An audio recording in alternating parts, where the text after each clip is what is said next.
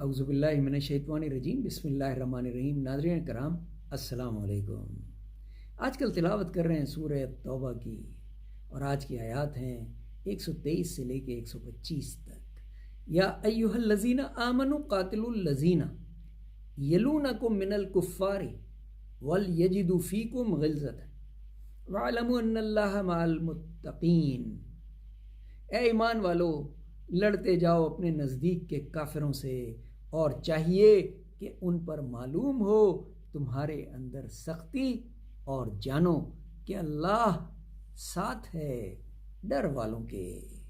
وَإِذَا مَا أُنزِلَتْ سُورَةٌ فَمِنْهُمْ مَنْ يَقُولُ أَيُّكُمْ زَادَتْهُ هَٰذِهِ إِيمَانًا فَأَمَّا الَّذِينَ آمَنُوا فَزَادَتْهُمْ ایمانًا وَهُمْ يَسْتَبْشِرُونَ۔ اور جب نازل ہوتی ہے کوئی صورت تو بعضے ان میں سے کہتے ہیں کہ کس کا تم میں سے زیادہ کر دیا اس صورت نے اے ایمان؟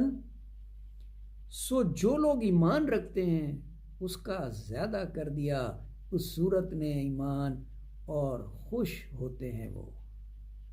تو جب بھی کوئی نئی صورت آتی تھی تو جن لوگوں کے دلوں میں نفاق ہوتا تھا وہ پوچھتے تھے کہ اس صورت سے تمہیں کیا فائدہ ہوا؟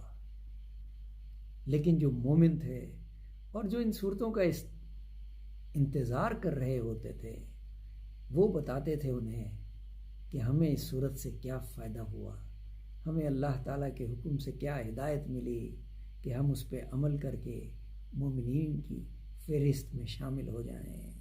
وَأَمَّا الَّذِينَ فِي قُلُوبِهِم مَّرَضٌ فَزَادَتْهُمْ رِجْسًا إِلَىٰ رِجْسِهِمْ وَمَاتُوا وَهُمْ كَافِرُونَ۔ اور جن کے دل میں مرض ہے سو ان کے لیے بڑھا دی گندگی پر گندگی، اور وہ مرنے تک کافر ہی رہے۔